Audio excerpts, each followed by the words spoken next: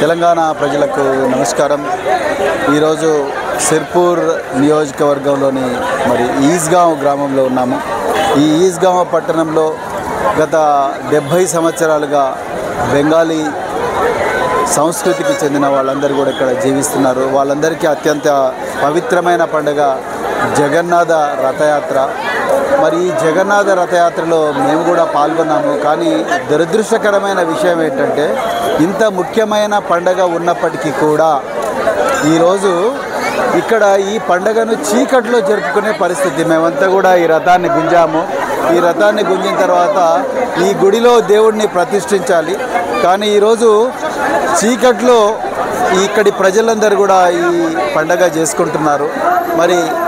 ఇక్కడ ఉండే స్థానిక అధికారులు కానీ ఎవ్వరు కూడా ఈ పండగ వెలుతురులో చేసుకోవాలన్న కనీస స్పృహ లేదు. స్థానిక ఎమ్మెల్యే గారు అయ్యా మీరు హిందూ ధర్మాన్ని రక్షిస్తా అంటున్నారు, మీ పార్టీ మీరు ఎందుకు ఇది జగన్నాథ రథయాత్ర ఇదంతా కూడా హిందువుల పండుగనే కదా, ఎందుకు ఈరోజు కరెంటు పెట్టడం లేదు? ఎందుకు మీరు ఎమ్మెల్యేగా ఎందుకు గెలిచారు, ఎందుకు గెలిపించారు ఇక్కడ ప్రజలు మిమ్మల్ని? కనీసమైన సౌకర్యాలు కల్పించాలి కదా ఇక్కడ స్థానిక అధికారులు. డాక్టర్ హరీష్ బాబు గారు మీరు ఎందుకు ఇక్కడ విద్యుత్ అధికారులను ముందరనే ఆదేశించలేదు? అంటే ఈ విధంగా ఒకవైపు ఓట్ల కోసమేమో హిందువుల పండుగలు కావాలి, హిందువుల ఓట్లు కావాలి, హిందువుల పండుగలు వచ్చే వరకు ఎందుకు ఇంత చీకట్లో హిందువులు జగన్నాథ రథయాత్ర జరుపుకోవాలి?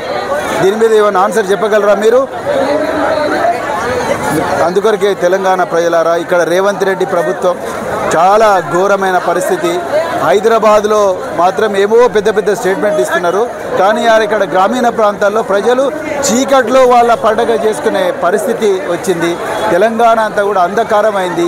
నిజానికి ఒక్కసారి ఆలోచించండి, కేసీఆర్ గారు ముఖ్యమంత్రిగా ఉన్నప్పుడు ఒక్కరోజు కూడా ఇంత ఘోరంగా కరెంటు పోలేదు.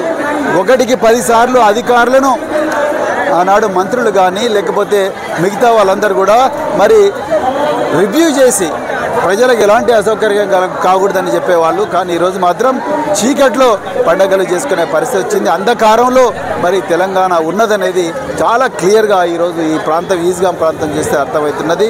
అందుకొరకే దయచేసి ప్రజలు ఇప్పుడైనా గుర్తించాలి, కేసీఆర్ గారి పాలన దేదీప్యమానంగా జరిగింది.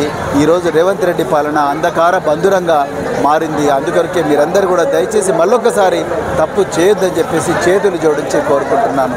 జై తెలంగాణ.